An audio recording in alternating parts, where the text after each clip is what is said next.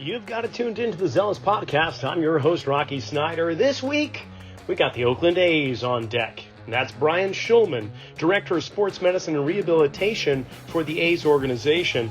And Brian and I are just going to sit back and have a really good conversation. Be sure to follow us on Instagram. Click the subscribe button. And remember, that handle on Instagram is at Rocky_Snyder, S-N-Y-D-E-R. Before we begin, though, I want to tell you about a couple of courses that are coming up. One in person and the other one already existing online at RockySnyder.com.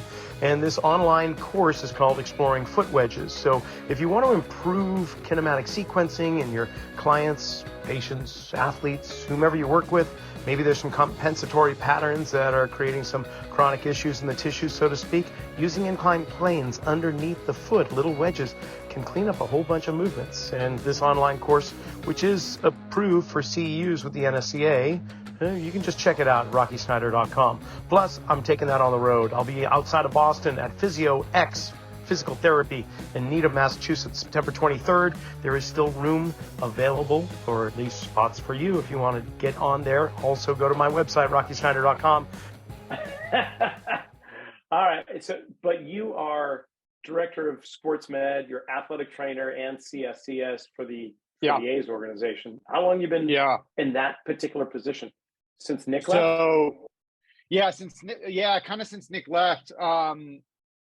The position, we created it as Nick was leaving. I think it was a position that we had been striving to get to because of the needs of different things and some, our internal philosophies and trying to align those together. Nick and I started with the A's together. We started together in 2011. So we kind of, through his leadership, and I was right there, kind of helped build the program to where it is now. So, a lot of our ideologies are the same. I think, obviously our treatment approach is different a little bit.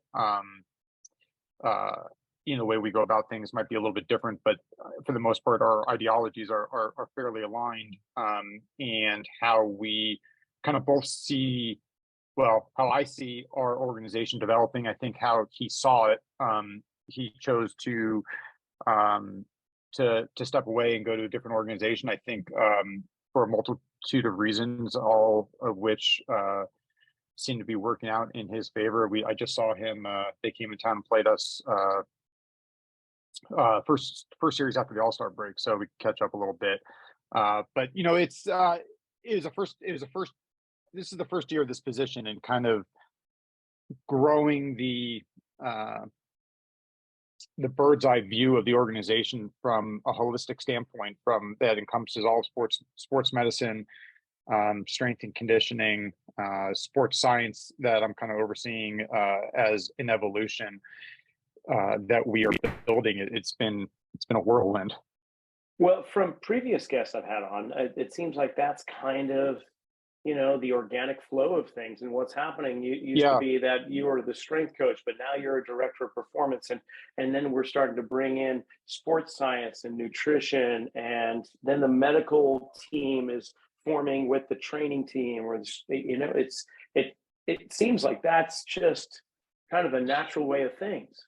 Is it? Yeah, I think it's definitely been an evolution in the industry. I think there was, for baseball, there was the head trainer, and the head trainer took care. There's the major league head trainer. The head trainer took care of the major leagues team, and kind of oversaw some things that were going on maybe in the minor leagues with the 40-man players or the top prospects. And then you had the minor league medical coordinator that kind of oversaw all things that were going on in the minor leagues.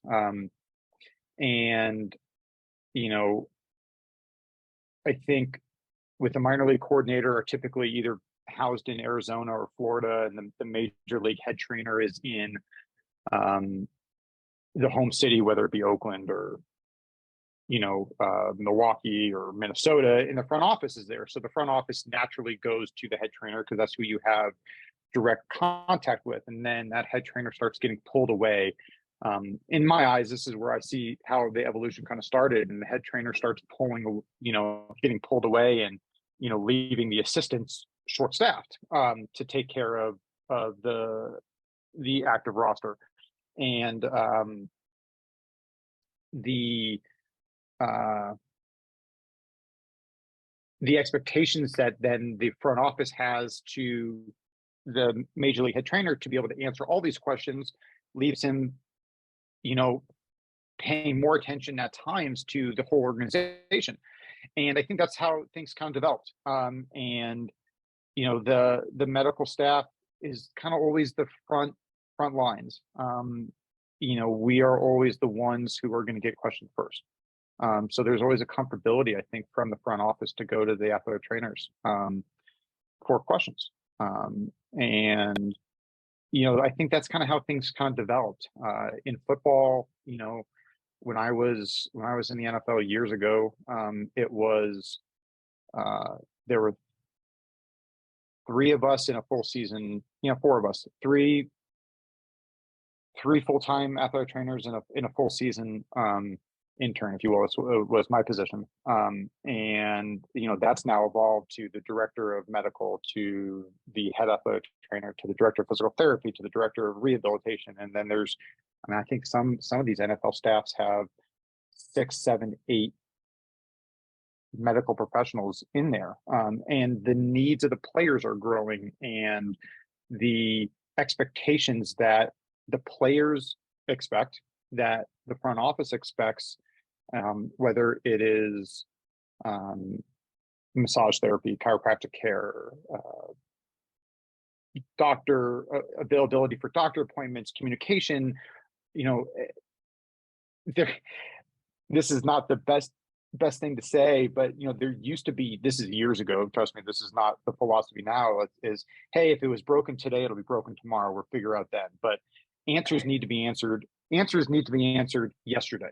And so the needs and the demands of the profession and from the front office who have to answer questions has really helped evolve these director type leadership positions who can oversee everything at one point and can manage the care, who can have this bird's eye view of this happens here, something's going to happen there, and something else is going to happen there, and to have that forward thinking. And it's a really long-winded answer I just gave you, I think, but that in my head is the evolution of how these directors and what I'm in now has developed.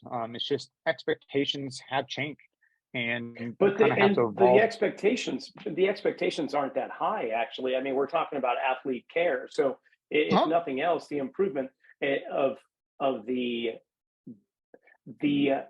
idea of what the athlete is, and not just as a disposable commodity, but as a potential of long-term profitability, I guess, and success, right? That's kind of the shift that's occurred from old school thinking to where you guys are now. I mean, you've got so many services that are interwoven and interdisciplinary with a great communication network, at least seemingly to me. Is that spot on? Yeah, I would say you're right. I mean, the expectations of athlete care has never changed, and you're spot on with that.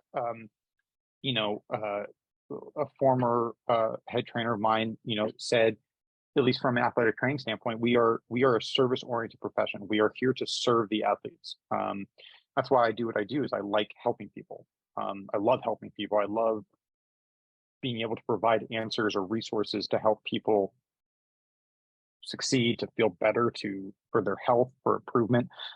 So where those did that expectations. Come from? What's your background? Like, let's talk about that for a second. Like, we'll come back to the athletes and, and networking, all that, but I'd love to know, like, I love history, because by understanding where things came from and people came from, you get a better understanding where they are now. So give us a little lowdown, Brian.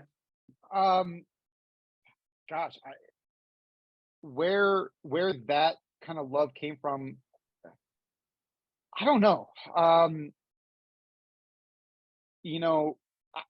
I knew about athletic training from my dad. My dad was actually a student athletic trainer in high school in Southfield, Michigan. He then moved on and was a student athletic trainer at Eastern Michigan before he left there. So I kind of knew about the profession. I remember him telling me at times he would go to, I think he maybe, I mean, not to date my dad and not to date how old I am these days. The first Kramer education courses, like in the 50s and 60s, like where, Kramer Sports Medicine was putting on these workshops for a day. And there are pictures of my dad taping ankles when he was in college. And so I knew about the profession. I think early on in life, I wanted to be a doctor, and then I kind of had this fear of blood for a while. And then moved on from that. And then I thought I was going to be a lawyer and a sports agent, and moved on from that and fell back in love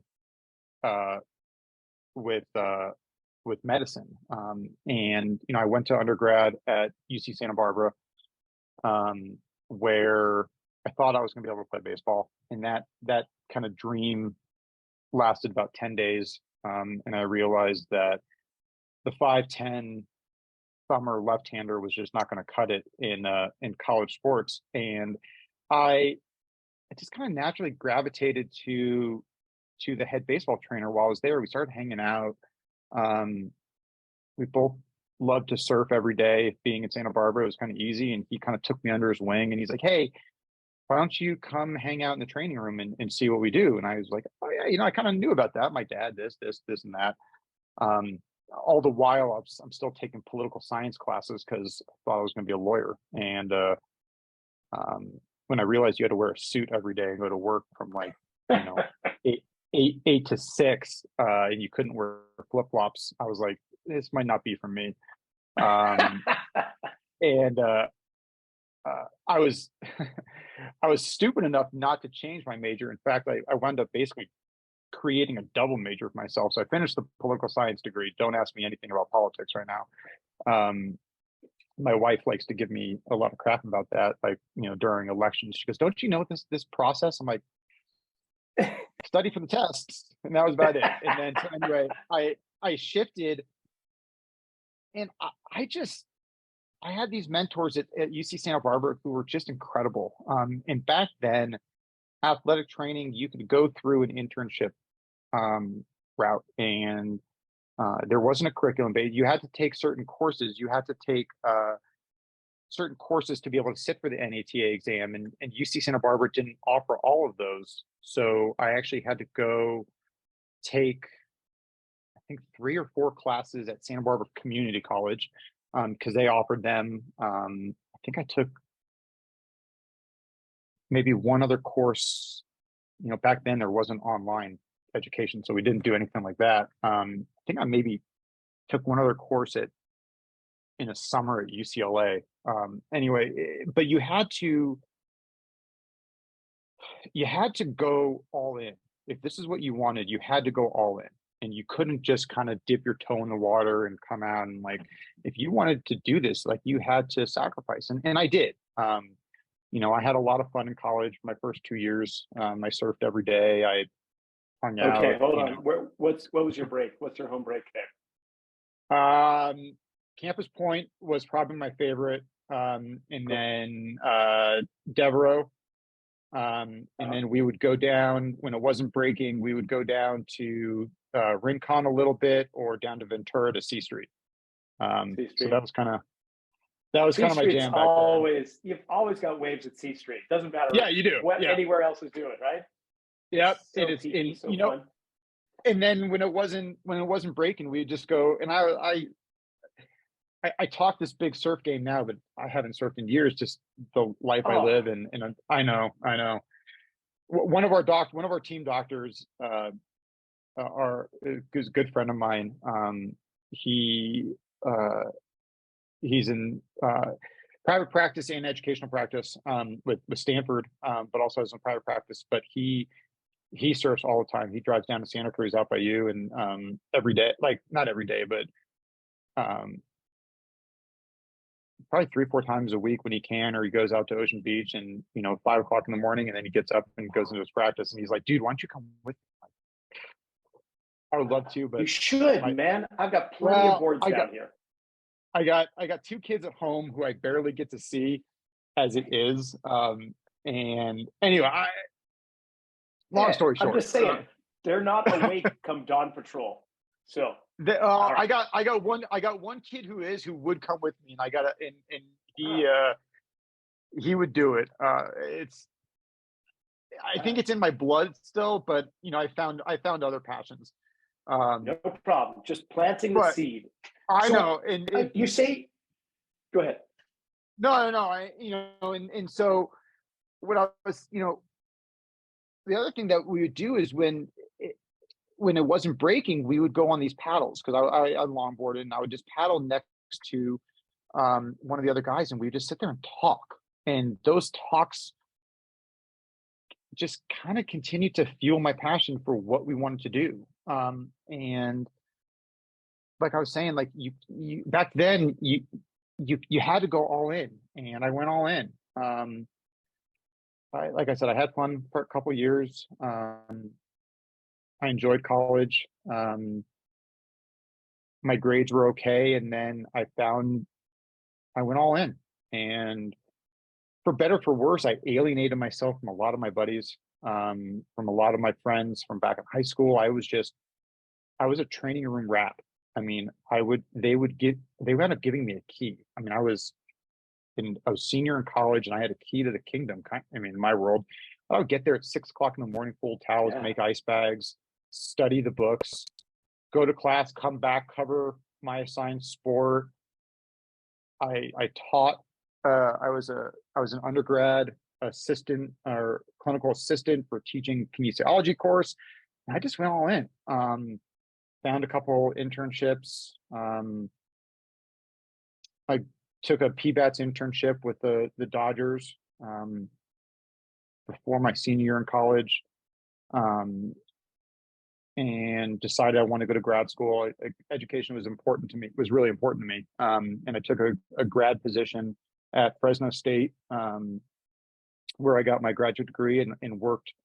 And I chose that school because it had a football team, and a UC good Santa football Barbara team.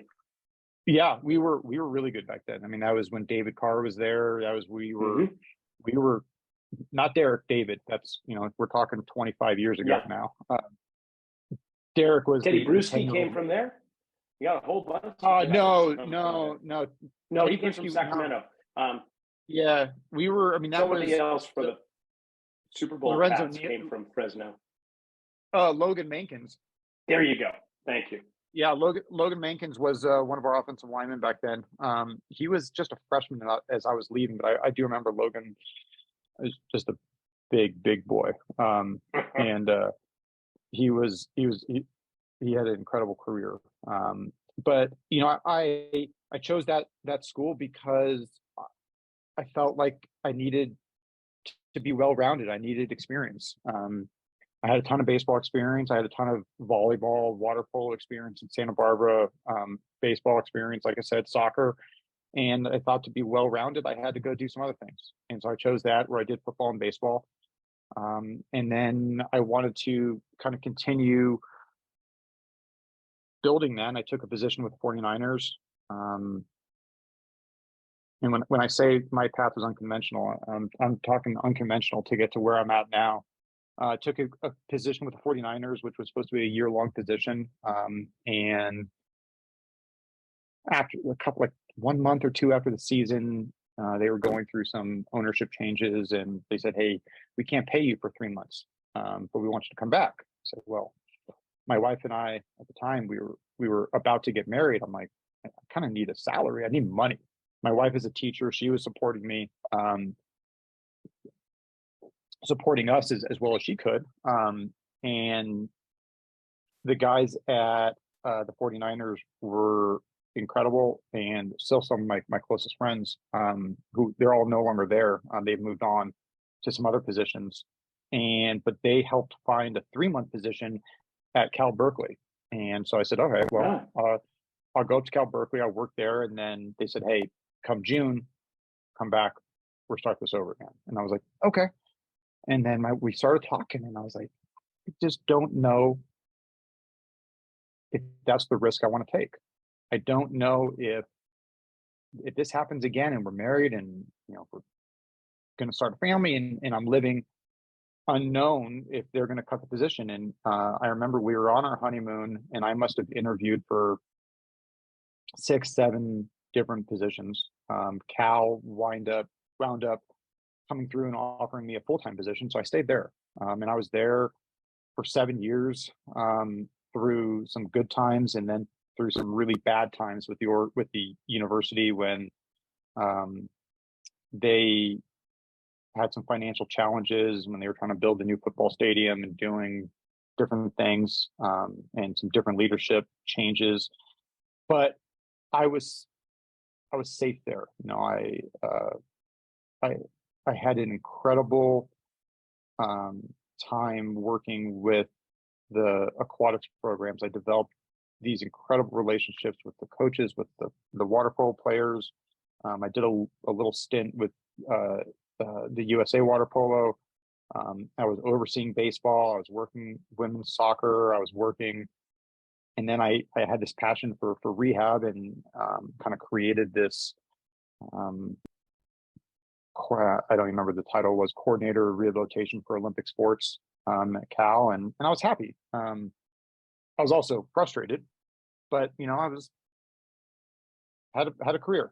I wasn't going to go anywhere. I really enjoyed the Bay Area. I'm originally from Los Angeles, and I don't really have a desire to ever go back down there. Yeah, I won't hold that against you. It's good that you're in the Bay Area. Yeah, yeah. Actually, we leave. We leave after we're done here. We're in Colorado right now playing the Rockies, and we leave here and go play the Dodgers. So I do have to go down there for 4 days, but it's kind of like a bittersweet homecoming. But then I get to come back home to the Bay. And you know, to finish a long story. You know, one day I got a phone call from David Forrest, who at the time was the Oakland A's assistant general manager. He's now our general manager, kind of head of baseball operations, and said, "Hey, we want you to interview to join the staff." I said, "Sure." Where did this come from? To this day, 13 and a half years later, I still don't know exactly how my name got to David. I have some thoughts. Anyway, I interviewed with them. At the same time, Nick was interviewing. Nick got the head trainer position. Kind of created this third athletic trainer position that was going to be in charge of rehab. And I took it, and it was scary. I mean, I was leaving a career position where I had tenure. I had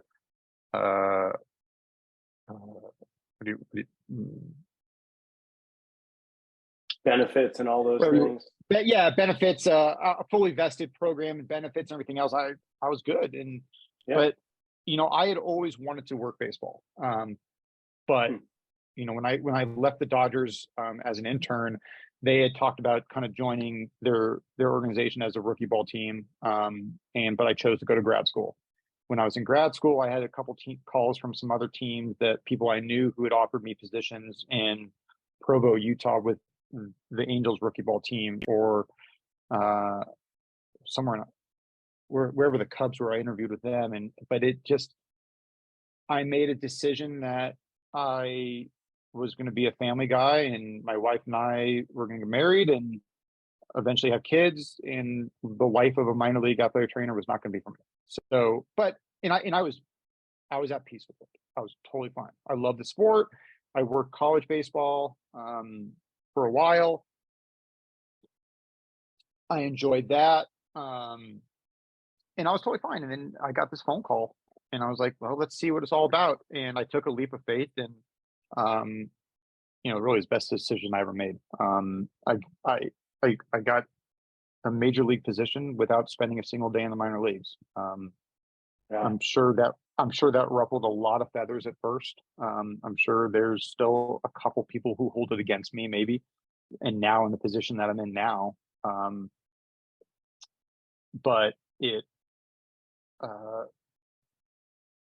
I know I grinded. I know I worked my tail off. Other people do it different ways. I don't equate to what I did to being the exact same as what some minor league athletic trainers did, but there were things that I had to do that they weren't used to doing, and it all uh, made me better, like it's made other people better in different ways, and gave us different experiences, and allowed me to get to where I'm at now. And I think it taught me a lot of things: time management, priorities, communication, all that stuff, in just different ways. And I am just really fortunate to be where I'm at now, and very thankful. So Yeah, and so Nick Paparesta, he leaves after several years with you, and you guys mhm. working up the ranks and building what you've built, and he's Yeah, off in Minnesota with the Twins. But what is your, for the listening audience, what is your official title with the Oakland Athletics?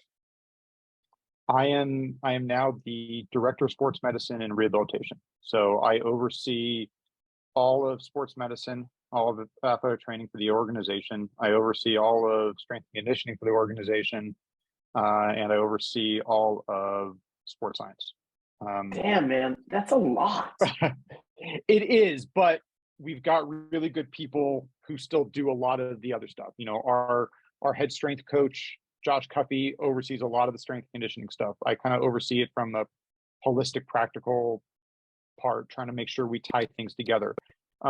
Jeff Collins is our head athletic trainer. Jeff and I worked side by side together in Oakland as we were both assistants under Nick for 6 years. And prior to that, Jeff was the minor league coordinator for I think 15 years in the organization, and we worked together doing a lot of other things, preparing for the draft and medical reviews and free agent things. And so we've worked together for years. And he, like I was talking about earlier, the way we develop this position is to allow people to focus on and have ownership of what they are in charge of. So Jeff is the head major league athletic trainer. Jeff just needs to focus on the 26 guys we have on the roster, maybe the other players who are in AAA who may come up and down. I want him to be able to focus on that, and I can handle all of the other stuff that may go on, whether it's doctors' phone calls, setting up appointments, communication with doctors, developing plans. We work together in terms of developing some rehabilitation plans along with our assistant athletic trainer who is in charge of rehab. That's what I previously did for 12 years, and I still have a huge passion for rehab, and I never want to get rid of it. And so I kind of made it a point that that's something I was going to do, and oversee that stuff, and oversee the return to play process and coming up with plans. Josh Cuffey, like I said, is in charge of our major league strength and conditioning. Like, I don't write strength programs. That's Josh. We put ideas together from a holistic standpoint. The other thing in terms of sports science that we're starting to grow is I want to make sure we're all on the same page. As we grow sports science, and we have a biomechanist who way smarter than I am, and Ethan Stewart, and I understand a lot of the biomechanics stuff, but I don't own it, and that's for him to own. What I like to do is to be the project manager, if you will, and to put all those pieces together. And hey, we see these biomechanics changes that we need to make. Okay, cool. What can we do from an athletic training standpoint, whether it's tissue work, whether it's preparation?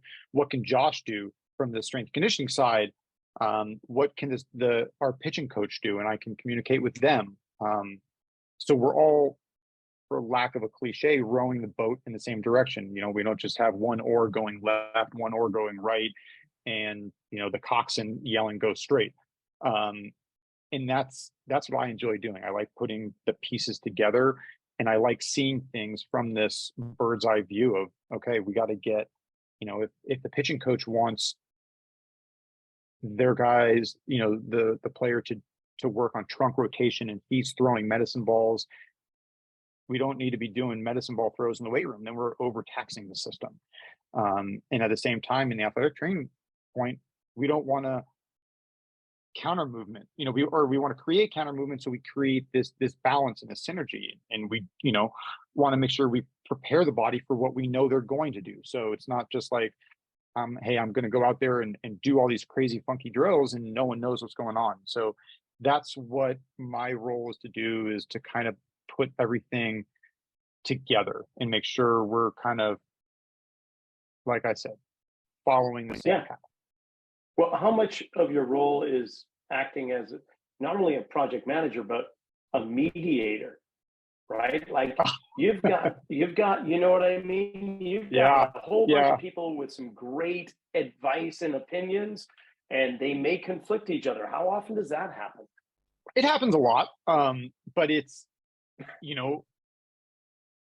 a lot of those conversations are because we're passionate about things. Sometimes that passion can turn into screaming and shouting matches, but you know what? It's because we care. It's not because,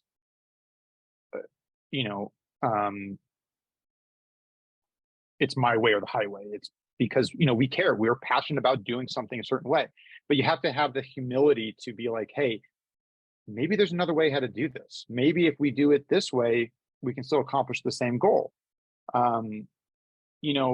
There's not a ton of mediation is a great point. I mean, I'm not like putting out fights and I'm not starting fights all the time. I mean, I've been known to voice some opinions here and there that are not the most popular at times. And that's okay though, because you got to push the envelope. You can't just keep doing the same thing and expecting the same results. I mean, that's whatever the clinical definition of insanity is. So we've got to push the envelope. We've got to try new things, but we've also got to stay grounded to what we know is right and safe. Like, sure, throwing a keg over our head is like doing a clean, but is that safe and really the right thing to do? No. But you know what? I might have some player who saw it on Instagram who thinks it's a great idea. We've got to be able to educate too.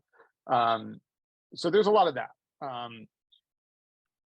the same time, there's a lot of kind of, I spent 12 years, like I said, as the assistant athletic trainer in charge of rehab and putting rehab progressions together and plan of cares together. And I think I really excel at that in terms of understanding what it takes and what we need to do, and to think like, okay, hey, this guy has an oblique strain, but we can't just train the oblique. He's going to come back running. We've got to make sure we're running the bases. We've got to make sure he's doing this. We've got to make sure he's ready to do, to do something, sprint in the, linearly straight ahead. So we also, with this, like you're talking about evolution, and I love that, because I love how the different ingredients to your overall recipe for success are kind of being added into the pot here. So for instance, when you began, say, over a decade ago, you had certain people... that's hard to do. But you know what I'm saying? Like you had certain titles, certain departments, and then over, say, the last 10 years, what new pieces, what new ingredients are being added that were missing? And what ones are still kind of, in your opinion, what's still missing that you would like to see in there? I mean, is there a sleep coach? Is there a personal dietitian? Is there like the wearable tech coming in? Like what elements do you see that are like solid big buckets, and what is still missing? I think baseball's so hard, right? Because of our schedule, we play 162 games in something like 183 days. We are hamstrung a little bit on wearable tech in the major and minor leagues now with the new minor league CBA. You used to kind of be able to treat the minor league players like lab rats and say, hey, wear this catapult device. We're going to track you. And they couldn't say anything. Now and rightfully so, they have a right to protect themselves. Major leagues, you can't do that without their consent.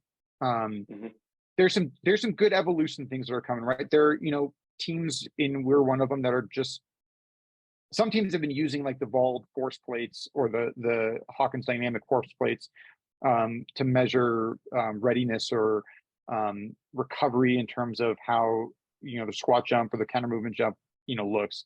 We're just starting to do that. It's a little different though with baseball, right? Because I can't say, hey, you're not recovered. Hey, take it easy in practice today.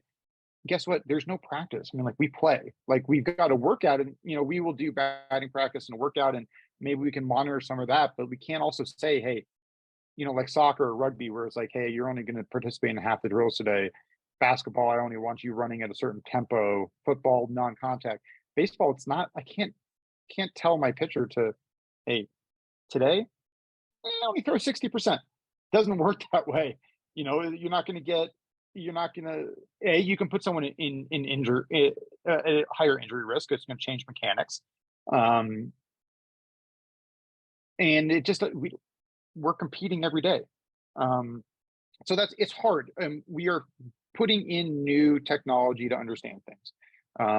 We use a motion capture system, Kinetrax, in the major league side, when we just added a biomechanist this year, like I said. So that is some really interesting and objective information. Like, before, a lot of things were subjective, like, hey, this pitcher throws across his body.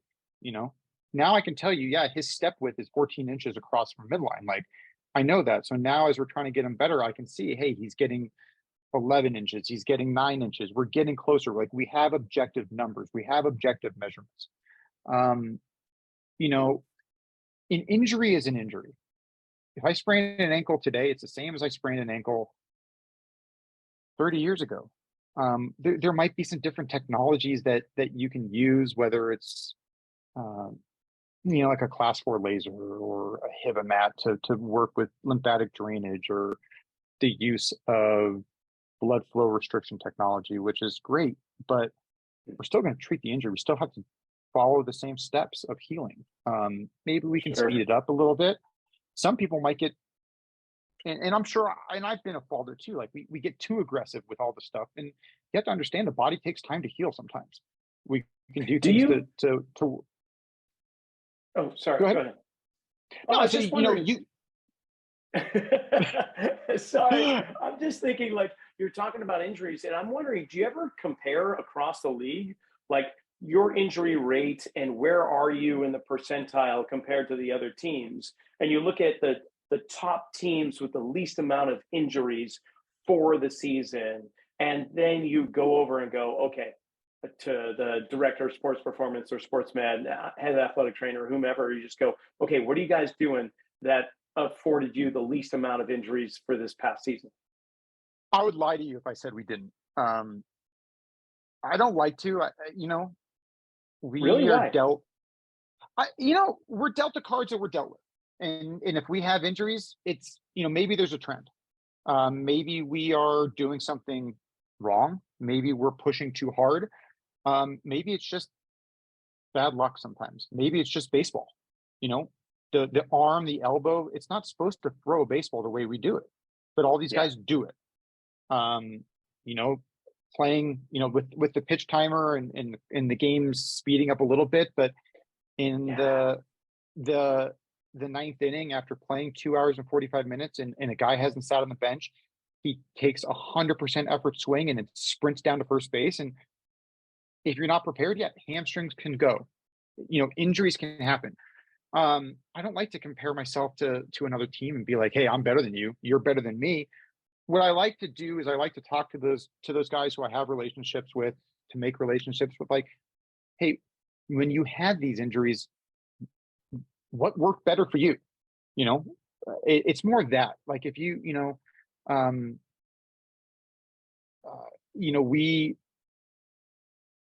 our organization, it's no secret, right? Moneyball success or whatnot. We try to strike rich on a low budget, and some of that might be taking medical risks. And we do a huge evaluation as much as we can to allow our front office to understand what injury risks may happen. But our front office understands, like, hey, the only way we can try to get a player like this is because no one else may want to take that risk. But we're going to take that risk and we're going to see what can happen. And some, we've had some amazing success stories of guys that we took a risk on, and they wound up performing, exceeded our expectations, and then they wound up leaving in free agency, or we traded them and they wound up having longer careers. And I'm proud of that. I'm really proud of that. I'm proud of that we were able to help. We took a risk. Now, we also took the risks, and sometimes those didn't work out. So, if I say, hey, we've got 10 elbow surgeries, and the Boston Red Sox have 8 elbow surgeries, I don't know what they're looking at. I don't know what their magic potion is, in terms of when they select a player. Do they care? Do they care if they have an injury risk? We care to a point, because if we bring someone with an injury risk and they're going to wind up on the IL, the injured list, we're going to have to promote somebody else. And is somebody else going to be ready for that? And is our farm system ready to handle that? And those are all answers that our front office has to come up with, and we help to educate. So that's kind of why I don't like to compare. I like to Sure. understand. I like to learn from other guys. I don't, in also some teams, it's gotten a lot better. And I take a lot of pride in the electronic medical records system that we use. I've sat on that committee from Major League Baseball kind of since I've been here, in the reporting of those injuries. And we've made some great strides, but sometimes guys just didn't report injuries because they didn't want it. Their front office thought it looked bad if they had 5 guys on the injury list, so they just wouldn't put guys on the injury list, and they would try to manage it. Our front office doesn't care about that. They care more about the process. So there's different things, and we right now have a couple very rare injuries that happen in baseball, and those things happen, but they're on our injured list. Excuse me, and they're out. One guy's out for the year because of it. Do you see this injury happen that often? No, just luck of the draw, if you will, for us, that he got it while he was with us. And so that's why it's not in my head. It's not fair to make those comparisons. What's Sure. more Now, important? you mentioned that you've got some colleagues in other teams that you've got a good rapport with, and you're willing to share. But I imagine, just from my own experience, there's some teams that do not want their representatives coming on and having a conversation with me. It's just the organization's decided, no, we're just going to hold all of our information, which, I get it. But at the same time, what about you? Like, are there organizations that those guys are just not going to be up for having a conversation with you, but other teams will? Yeah. When it comes to, I think most guys will have a conversation. I haven't run across anyone who won't have a conversation. Are they going to tell me exactly how they treat an injury? Maybe, maybe not. Are they going to tell me exactly what they look at to see if he's ready to come back? Maybe, maybe not. That's their way of doing things. That's their proprietary analytics department, and that's fine. I'm cool with that. But when you don't help the industry grow and you don't help the knowledge grow, like, we're going to become stagnant. And I'm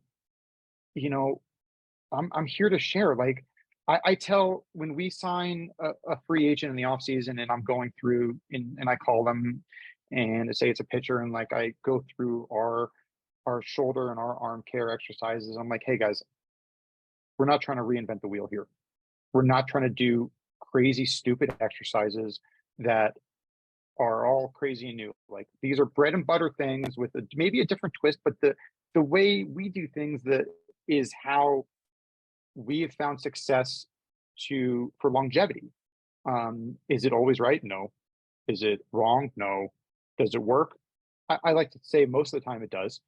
But it's how we present that information, to those exercises to them, how we program them, how we maybe condition a pitcher after they run might be different. Some teams might still believe in 4-mile runs every day to build up their legs until they pitch again.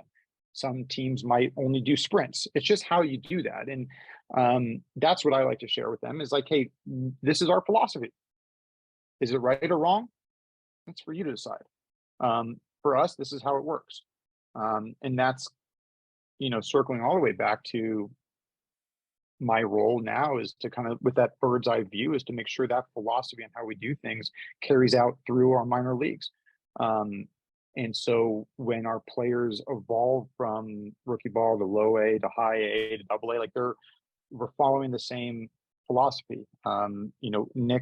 Nick started that when he was here, and making sure we all kind of had the same kind of arm care, injury prevention type philosophy. And now we've taken it, I feel like we've taken to the next level and doing things even more. And having I can be a second set of eyes and ears for Nate Brooks, who's our minor league coordinator, because he's got so many guys to worry about. And hey, I've seen things that, hey, maybe we should scan this right now. Maybe this is worthy of an MRI because this may happen and may not happen, or maybe not. Like, hey, relax, just let this thing kind of play itself out. We might be okay. That's the difference, I think, between organizations and how they do things.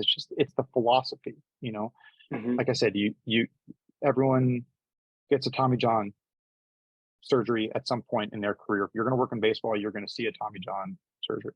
Now we're going to see all these different types of procedures, whether they're hybrid procedures, whether they're repairs versus reconstructions, whether they're secondary, primary, whatnot. But we know that, the body takes time for the graft to mature. So we know that, you're probably not, depending on the doctor that does it, you might not throw for 5 to 6 months. And then how does the throwing program evolve? I remember years ago, a lot of guys did it based off of time. And they're like, okay, yeah, you're going to throw it 65 minutes, and then you're going to throw it 75 feet for 3 minutes. Well, in my head, that doesn't work, right? Because what if I get a pitcher that just rocks and fire, rock and fire, rock and fire, rock and fire? They might make 50 throws in those 5 minutes. And I have another guy that is just really cerebral and wants to think about every single movement, and he might make 20 throws. So we've evolved, we've changed that. I think some teams might still be out there that work off this time frame, but I think that's some of the evolution, that's some of the differences, and that's those thought processes are what can be shared. And what about, say, other injuries and the evolution of how you view them, how you address them, whether surgical or non-surgical? You mentioned like inversion sprains, hamstring pulls, rotator cuff. Like, how has that grown or matured over, say, the last 5 to 10 years? Is it just still roughly the same protocols, or is there a different way of looking at them? I think some of them have changed because of the evolution. If we take shoulder injuries, from a shoulder, any kind of shoulder injury or an elbow injury, with the evolution of the weighted ball and the plyo balls that guys are throwing and starting at a young age, and they want to get back to doing that right away. And then, you have to kind of plan for all the stress that they put on those joints, and you have to plan for the stress that they're going to put on those joints afterwards if they don't follow your advice.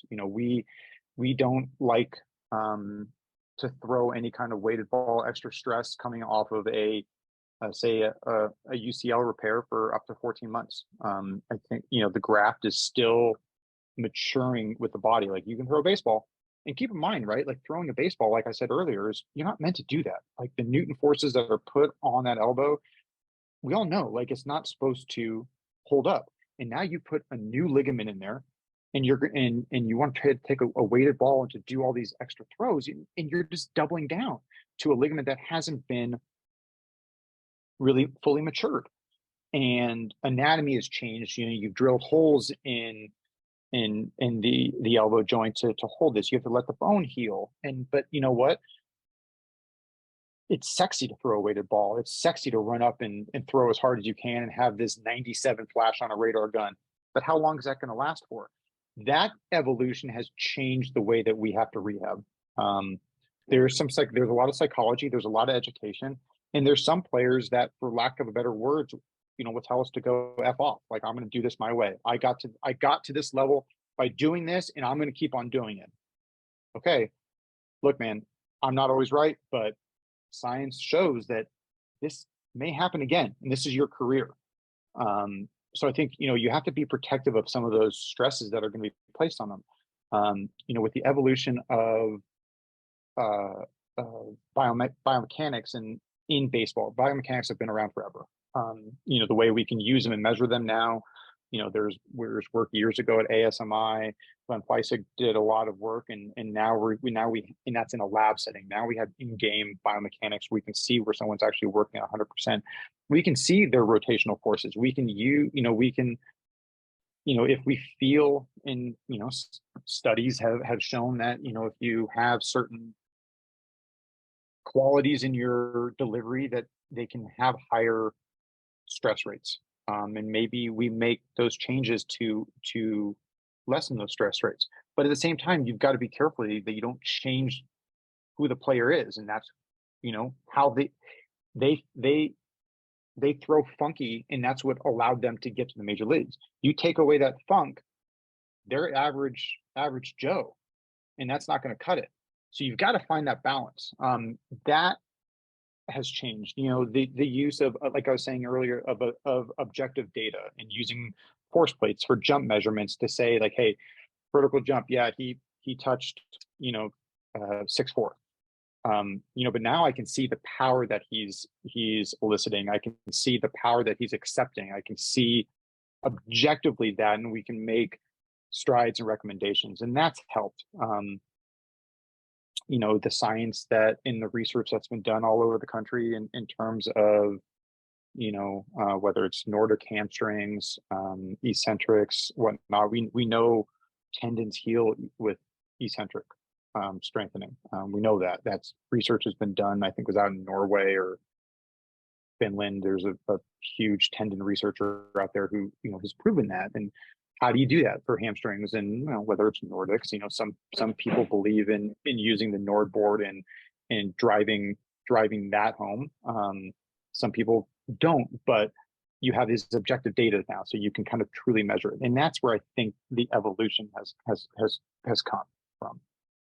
Right on. And what about, just kind of finishing up with the questions here, what about your own evolution career-wise? You've evolved tremendously from everything you've shared, but where are you evolving into?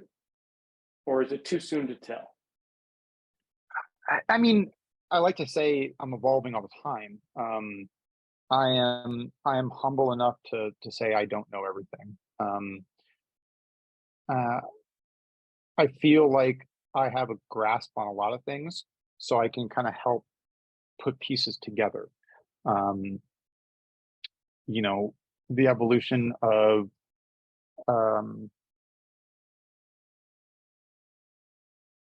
sports science is huge. We're dabbling into that. I'm trying to keep up. I'm trying to learn, to figure out different ways on how we can do things. I feel like I've always been a really good communicator, but with more pieces in the more stakeholders right now. You got to be even more communicative. You've got to communicate even more. I'm trying to evolve this position and still stay true to who I am and work hands-on with athletes all the time. I can't. And it drives me nuts sometimes. I'm sitting behind a computer, and I mean, I was the hands-on guy. That was my bread and butter. And I have chosen to evolve to be a project manager type now. I think that's the best way to put it. Do you ever Um, take a day where you just go, you know what? I got to be back on the field. I got to be at the table. I got to be in the training room. I just need I that connection. I do, but then the cell phone rings, and then it's, hey, can you come down in the office? We got to talk. Yep, no problem. And we put together a great staff so we can do that, so that can happen. I can get pulled away, and we don't miss a beat. Like I said, with Jeff Collins, who's our head trainer, Brad LaRosa, who's our assistant athletic trainer, Elliot Deal, who's took over my previous role as an assistant athletic trainer in terms of in overseeing rehab. We don't miss a beat. So, you know, surrounding yourself with good quality people who can complement your weaknesses is what it's all about, in building a team. And so, we're always evolving to